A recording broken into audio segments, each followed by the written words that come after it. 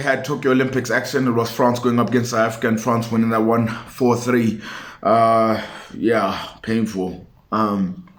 Really, really painful, but also sweet at the same time. Painful in the sense that we lost. We took the lead 3 times and we still lost, you know.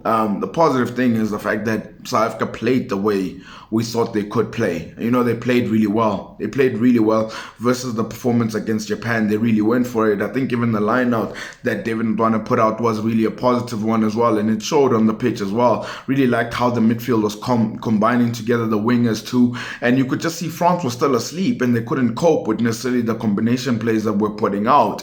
And we had the penalty miss, of course. And then one thing I loved the most is that even after the penalty miss, South Africa came out in the second half and was still trying to search for the initiative. They were still trying to going heads, didn't necessarily drop. And we're scoring goals, which was a good thing. We're scoring goals. But after we scored the first one, we conceded like 3-4 minutes straight after that. And that's when you could just see that suddenly France is starting to wake up a little bit.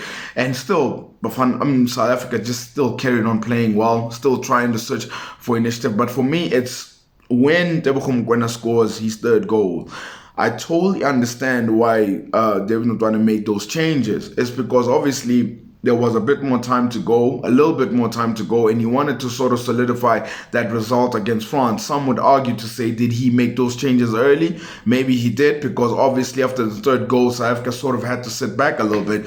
And one thing I realized about the goals of France, if you look at 3 or 4 of them, one was the penalty of course, but the 3 that they scored was crosses coming in. You know, the players run down the bar line, the cross comes in, and we shouldn't have allowed crosses to come in. We honestly shouldn't have. And as much as we want to talk about the positives that happened, which were a lot of positives, we also have to mention that our defense let us down, I think our defense really let us down today because of the crosses that just kept on consistently coming in. And even with the fourth goal, it was a cross, the same thing too. It coming into the box, we shouldn't have allowed that. But now South Africa going to the game playing against Mexico with nothing really to play for but pride.